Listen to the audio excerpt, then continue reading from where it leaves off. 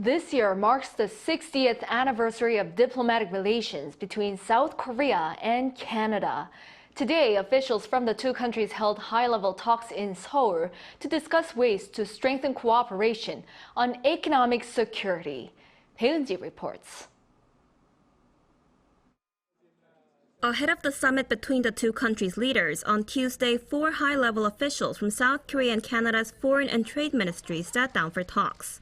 Seoul's Foreign Minister Park Jin and his Canadian counterpart Mélanie Joly, as well as Seoul's Trade Minister Duk-geun and his counterpart Francois-Philippe Champagne, took part in the meeting.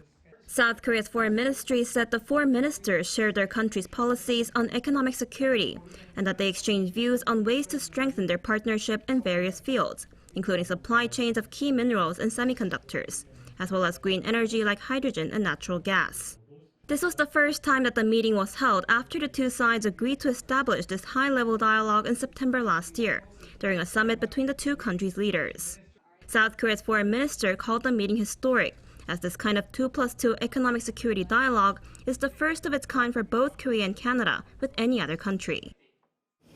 It can serve as a model for other strategic consultation mechanisms that Korea and Canada will be pursuing going forward. The country's trade minister also stressed that the dialogue will expand bilateral cooperation. I'm confident that these meetings will deepen the strategic and comprehensive cooperation between our two nations. The Canadian foreign minister, who has now visited South Korea 3 times in a span of just 8 months as a foreign minister, stressed that Canada aims to bring the bilateral relationship to another level. We've always been good friends, but we want to be best friends. The Canadian trade minister highlighted that bilateral trade volume is now at around $20 billion, and he's looking to expand that.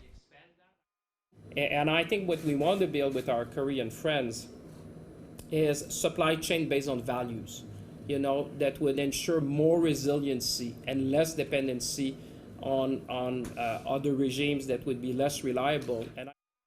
Tuesday's meeting comes a day ahead of the summit between South Korean President Yoon Suk-yeol and Canadian Prime Minister Justin Trudeau, marking 60 years of the two countries' diplomatic relations. The Canadian Prime Minister will visit South Korea before heading to Japan for the G7 summit in Hiroshima.